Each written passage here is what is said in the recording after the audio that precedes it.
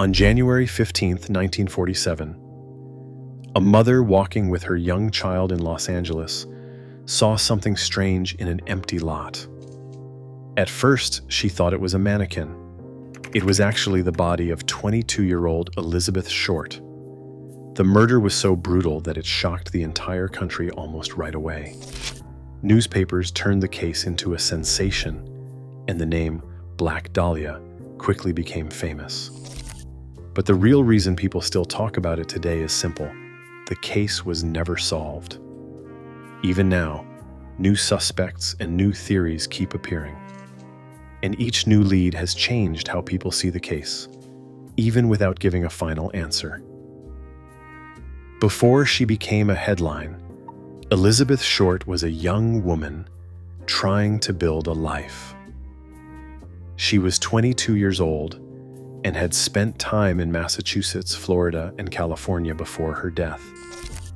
After her body was found, investigators identified her through fingerprints already on file with the FBI. Very quickly, the press gave her the nickname Black Dahlia, and that name took over the story. For many people, the myth became bigger than the person. That is one reason this case still feels so haunting. It is not just the story of an unsolved murder. It is also the story of how Elizabeth Short was turned into a symbol almost overnight. The investigation started on a huge scale. Police chased hundreds of tips, questioned witnesses, and tried to sort through a flood of false confessions. The FBI says the case was never solved, and one big reason was the amount of noise around it from the very beginning. Reporters were everywhere, the public was obsessed, and rumors spread fast. Investigators also believe the killer may have had some medical knowledge because of the condition of Elizabeth Short's body. That idea shaped many of the early suspect lists. But even with all the attention, the case kept slipping away. There were too many bad leads, too many guesses, and not enough hard proof. In the end, the size of the investigation may have made the truth even harder to find. Some of the earliest leads shaped the case for decades. First, police were able to identify Elizabeth Short through her fingerprints, which gave the investigation a name and a victim, instead of just a terrible crime scene. Then came the letters and personal items mailed to the press, supposedly by the killer. Those messages made the case even bigger and more chaotic. Investigators also believed Elizabeth had been killed somewhere else, and that her body had been moved and placed in the lot on purpose. That suggested planning, not panic. From that point on, the case was no longer just about who killed her. It became about what kind of person could do something this calculated. Over the years, the Black Dahlia case attracted an endless line of suspects. Some were named by police, others were pushed by writers, retired detectives, or family members who believed they had finally found the truth. The problem was that many of these theories sounded strong at first, but fell apart under closer attention. Some relied on weak memories, some on missing records, and others on connections that looked dramatic, but proved very little. The case also drew a huge number of confessions, many of them false. That made the search even messier. In the end, the Black Dahlia mystery became a case where almost every suspect came with a story, but very few came with evidence solid enough to truly close it. One of the most talked about later leads focused on a man named Leslie Dillon. In newer reinvestigations, some writers argued that Dillon was one of the strongest suspects the police ever had.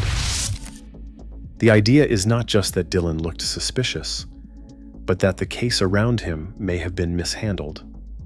According to this view, police politics, personal rivalries, and possible corruption helped push the investigation off track.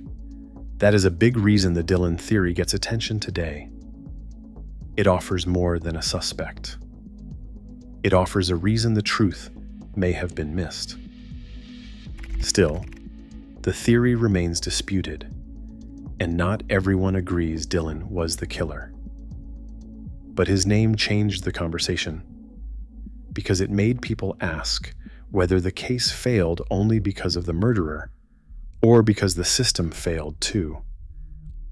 Another major theory came from Steve Hodel, a former detective who claimed that his own father, Dr. George Hodel, was the Black Dahlia killer.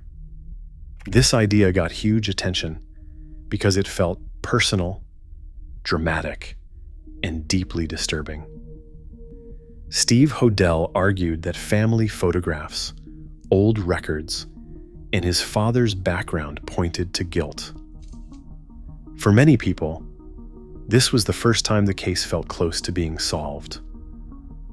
But the theory has always had critics. Some say the evidence is suggestive, not conclusive. Even so, the George Hodel theory changed the case in a big way. It shifted attention toward private archives, family history, and the idea that answers might come from material hidden outside official police files. That helped keep the Black Dahlia case alive for a new generation. Today, many people wonder whether modern forensics could finally solve the case. Public records releases and renewed interest in old files have given researchers more material to study. That has led to new hope that better science, including newer DNA methods, could one day bring real answers. But there is still an important limit.